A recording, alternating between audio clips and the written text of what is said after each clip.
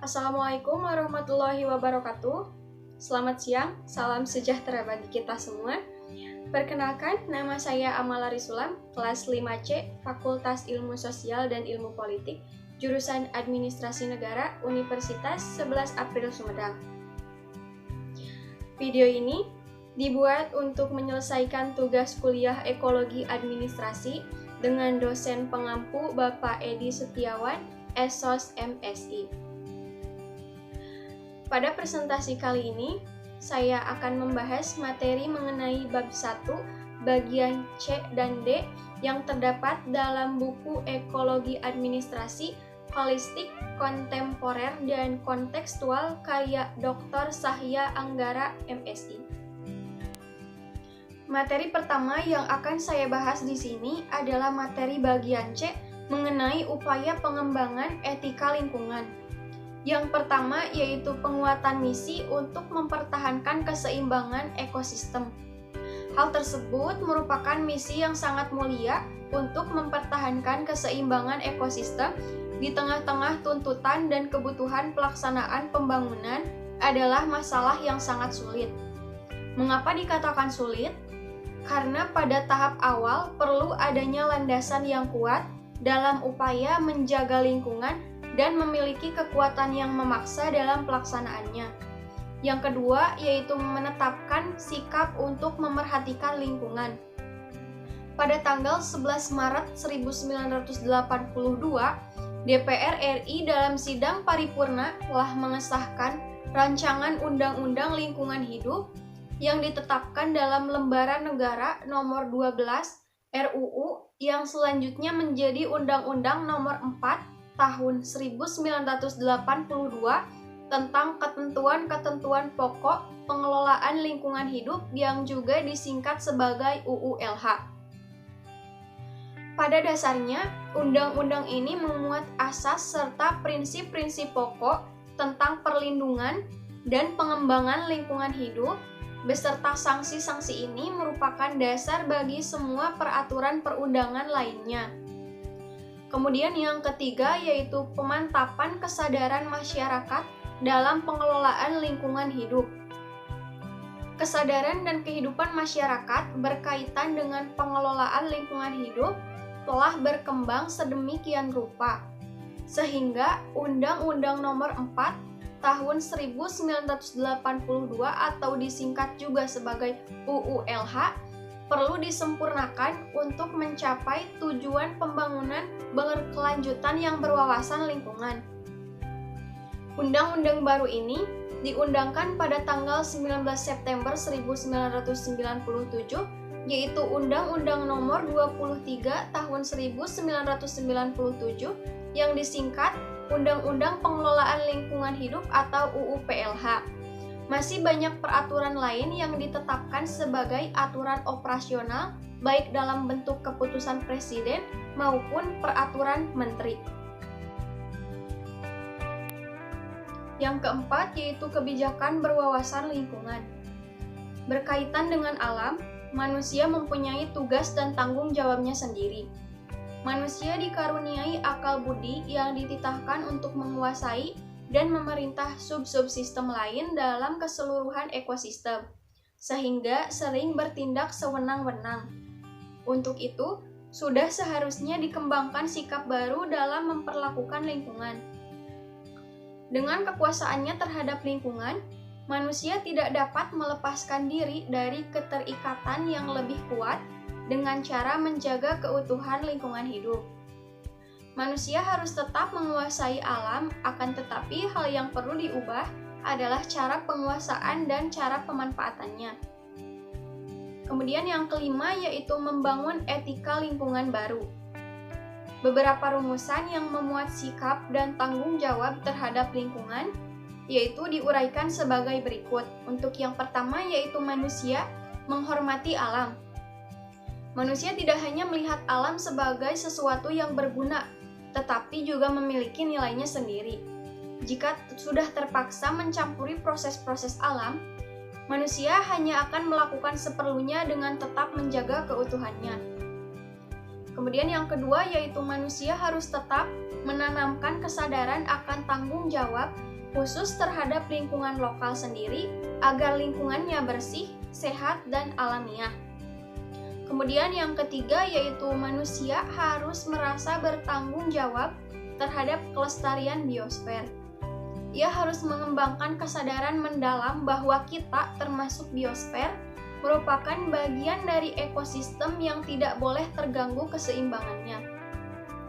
Yang keempat yaitu solidaritas dengan generasi-generasi yang akan datang harus menjadi acuan dalam pengelolaan lingkungan. Manusia bertanggung jawab untuk meninggalkan ekosistem di bumi ini secara utuh, baik kepada generasi yang akan datang. Etika lingkungan hidup baru memuat larangan keras untuk merusak, mengotori dan meracuni, mematikan, menghabiskan, menyia-nyiakan, dan melumpuhkan alam sebagian atau keseluruhan. Perlunya dikembangkan prinsip proporsionalitas pembangunan pasti akan mengubah atau merusak lingkungan, baik sedikit maupun banyak. Untuk itu, urgensi suatu program akibat kerusakan lingkungan yang akan ditimbulkan juga perlu diperhatikan. Yang kelima yaitu prinsip pembebanan biaya pada penyebab. Kerusakan lingkungan yang disebabkan oleh pihak-pihak tertentu akan menyebabkan kerugian bagi seluruh masyarakat. Tidak adil jika seluruh masyarakat harus menanggung akibatnya. Pihak penyebab kerusakan lingkungan harus bertanggung jawab sehingga kerusakan lingkungan dapat diatasi. Selanjutnya saya akan membahas materi bagian D mengenai mewujudkan pembangunan yang berwawasan lingkungan. Masalah lingkungan sangat erat kaitannya dengan sistem. Rusaknya sistem tersebut akan merusak hidup manusia. Kerusakan lingkungan yang terjadi secara global merupakan tanggung jawab bersama. Ada beberapa pendekatan untuk mewujudkan pembangunan berwawasan lingkungan. Di antaranya yaitu pola pendekatan filosofis, pola pendekatan ekologis, dan pola pendekatan psikologis. Untuk pola pendekatan yang pertama yaitu pola pendekatan filosofis. Pada dasarnya, banyak ajaran filsafat dan agama yang menganjurkan manusia untuk memelihara, menghargai, dan hidup menyatu dengan lingkungannya. Akan tetapi, ajaran-ajaran ini belum menampakkan kekuatannya yang efektif, karena kerusakan alam sampai sekarang masih saja terus terjadi. Dalam perspektif pembangunan yang berwawasan lingkungan, manusia dipandang sebagai subjek dan objek pembangunan. Dikatakan sebagai subjek pembangunan karena manusia merupakan pelaksana dari pembangunan itu sendiri. Adapun dikatakan sebagai objek pembangunan karena sasaran dari hasil pembangunan tersebut pada hakikatnya untuk kepentingan manusia. Dengan kata lain, pembangunan dilaksanakan oleh dan untuk manusia. Psikologi lingkungan merupakan proses untuk membangun manusia yang sadar dan peduli terhadap lingkungannya secara total atau keseluruhan, serta segala masalah yang berkaitan dengannya. Dengan terbentuknya pola perilaku manusia yang terinspirasi dan berwawasan lingkungan, merupakan salah satu dasar penetapan tujuan atau goals dalam psikologi lingkungan. Seiring dengan tujuan tersebut untuk membantu manusia sebagai pelaku pembangunan yang berwawasan lingkungan, psikologi lingkungan merancang beberapa metode, di antaranya yang pertama yaitu membangun kesadaran dengan membantu individu dan kelompok sosial memperoleh kesadaran tentang kepekaan terhadap lingkungan. Yang kedua yaitu transfer pengetahuan dengan membantu individu dan kelompok sosial memperoleh berbagai pengalaman tentang lingkungan dan pemahaman-pemahaman dasar mengenai masalah-masalah yang berhubungan.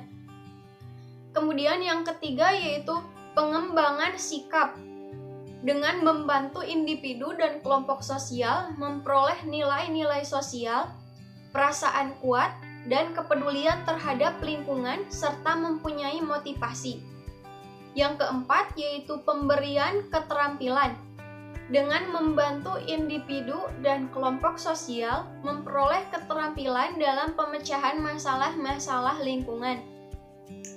Yang kelima yaitu partisipasi dan observasi, yaitu dengan membantu individu dan kelompok sosial mengembangkan rasa tanggung jawab terhadap berbagai masalah lingkungan.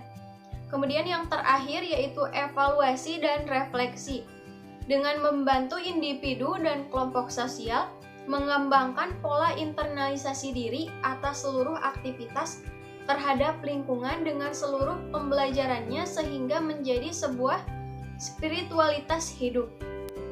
Pola pendekatan yang kedua yaitu pola pendekatan ekologis. Yang pertama yaitu sikap teknokratis. Menurut Frans Magnisuseno, salah satu penyebab kerusakan lingkungan adalah sikap teknokratis.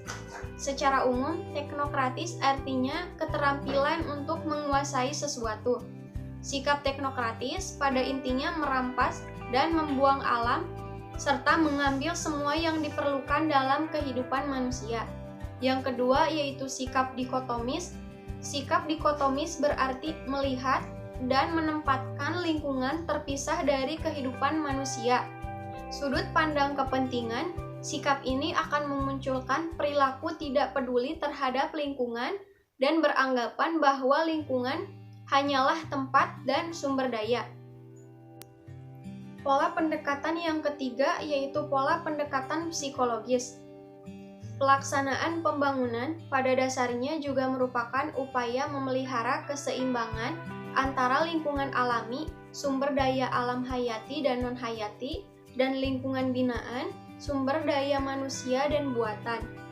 Sehingga sifat interaksi atau interdependensi antar keduanya tetap dalam keserasian yang seimbang.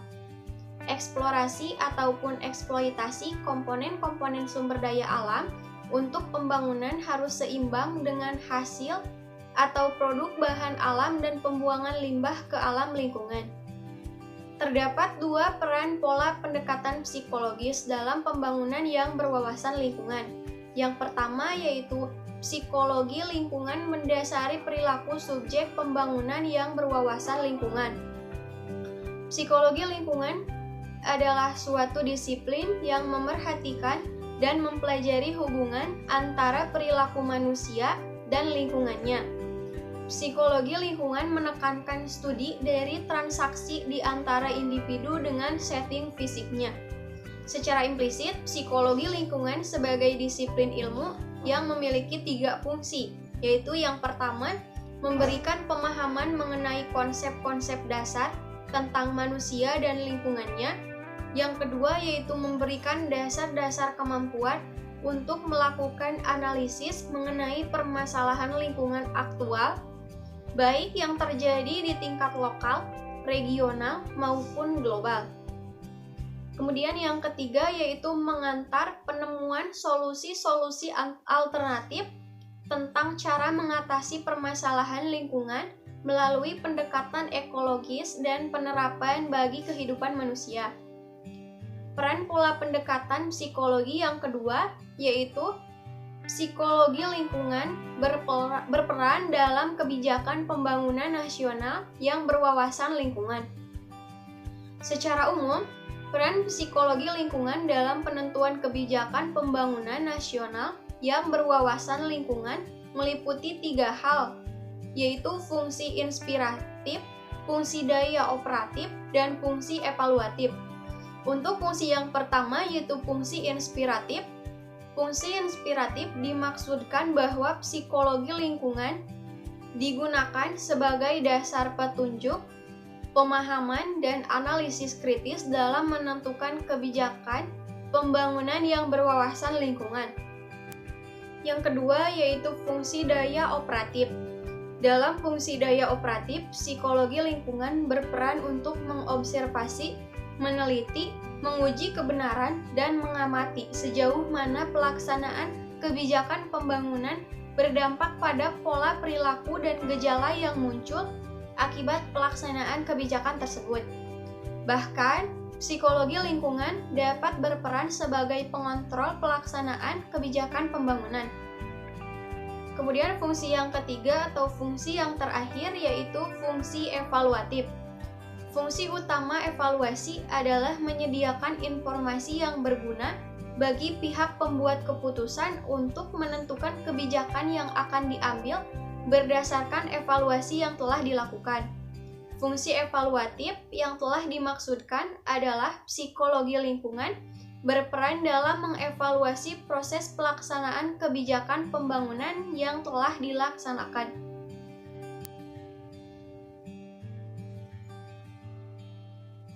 Baik, sekian materi yang dapat saya sampaikan. Mohon maaf bila terdapat banyak kesalahan dan keliru dalam pengucapan. Wassalamualaikum warahmatullahi wabarakatuh.